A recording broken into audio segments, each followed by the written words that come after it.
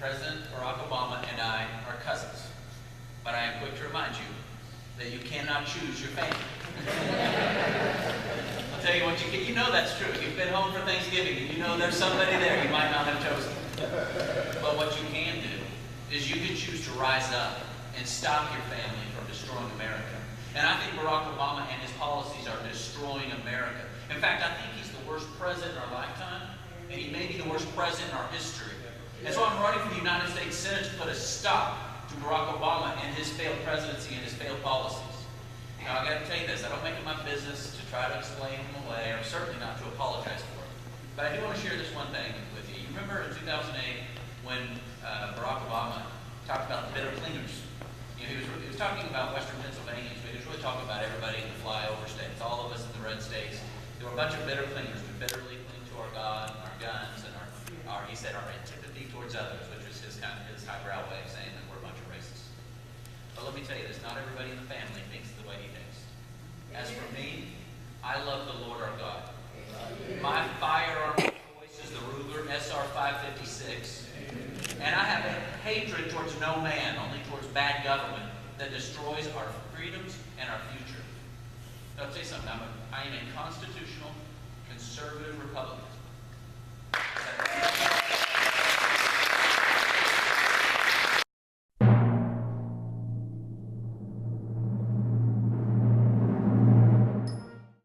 Now, the IRS, in its corrupt ways, it is irretrievably corrupt, and it needs to be dismantled brick by brick.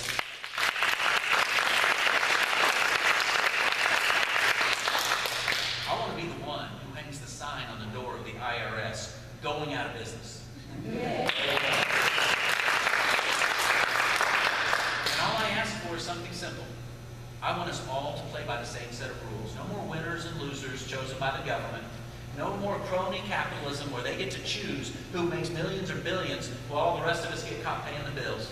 No more Jeffrey Immelt, who's the CEO of GE, who serves as an advisor to President Obama while the time his corporation makes $14 billion profit and pays zero in taxes. All I ask is that we all play by the same set of rules. And I know of only one tax system that we all play by the same set of rules. And that is the fair tax. Capital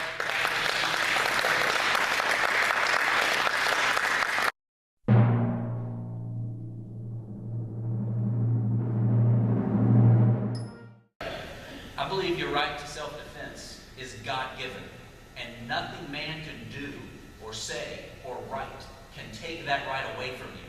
I believe the Second Amendment means exactly what it says. I believe that applies to individuals, not just militias.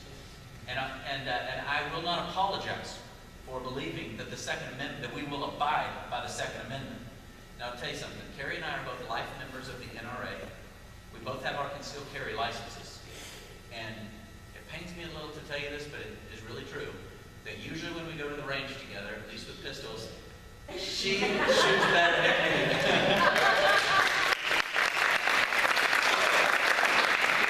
Not by much. I'm still a good shot, okay?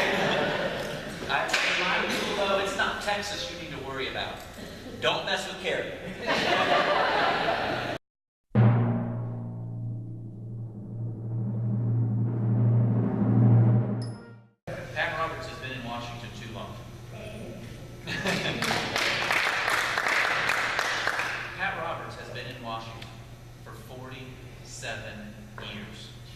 He's been in Washington longer than I've been alive, and I have some gray hairs. And you know, our founders had an idea that we would have rotation in office, that we wouldn't make it a career. And part of our problem now is these career politicians, frankly, of both parties. These professional politicians, it's becoming less and less the difference between Republicans and Democrats, and more about the difference between professional politicians and the citizenry, the sovereign citizens that they keep forgetting who is sovereign. Because when somebody stays in Washington too long, they forget who they are. They forget who they were sent there to represent. They forget the values they took with them. And in Pat Roberts' case, he forgets even to live in Kansas. If he didn't say this, he doesn't have a home in Kansas.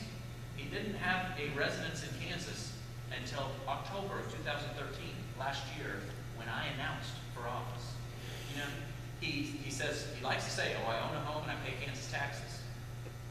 He doesn't own a home. He owns a rental property in Kansas. He owns half of a duplex that he leases out, has been leasing out for more than a decade. That's their home. He's the landlord of a Kansan. He's not a Kansan. If you don't have a home in Kansas. He knew he had a problem by his own standards. He knew there was a problem. And so in October of last year, he decided he needed to get himself a residence. And he started, you guys see this in the news? He started renting a room from a donor on a golf course in Dodge City. And he called that his home. He said that's his registered address where he's registered to vote. He calls that his Kansas address. Now the owner of the home couldn't say the last time he'd been there, but he calls that his home. He thinks it's a big joke. A reporter asked him about it and said, "What is this? You're renting a room and that's your home?"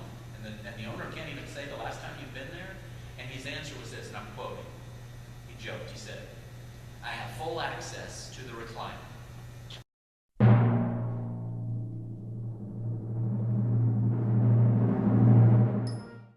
And this is the one that gets me. Pat Roberts voted to put Kathleen Sebelius in charge of Obamacare. Now I gotta ask you a question. If you were sitting in the United States Senate, show of hands, and Kathleen Sebelius was before you, would you vote to put Kathleen Sebelius in charge of Obamacare? No. No way. Not a single hand. I have never seen a single hand ever go up. But it's really worse than that, isn't it? Because she's not only in charge of Obamacare, she's in charge of America's abortion policy, at least the implementation of it. And you know what she did? You remember this, when she was actually being voted upon. They had to delay her vote by a few days because she was caught lying under oath. She was caught lying during these hearings. And she was trying to hide the fact that she was taking money from George Tiller, the third trimester abortionist out of Wichita. That was okay with Pat Roberts. He still voted for her. In fact, he publicly endorsed her. He ushered her nomination through that Senate, and then he voted for her, not just once. He voted for her twice, in the committee and on the floor.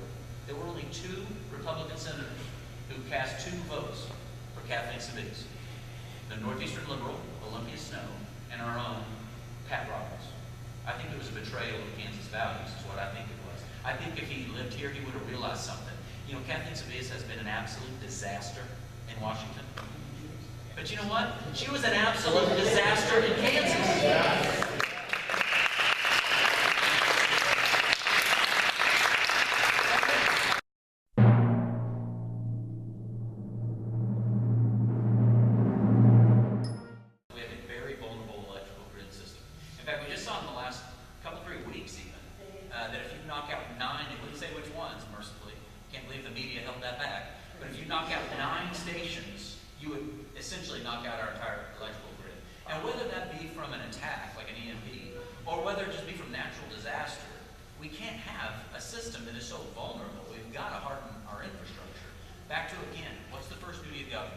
Protect the citizen.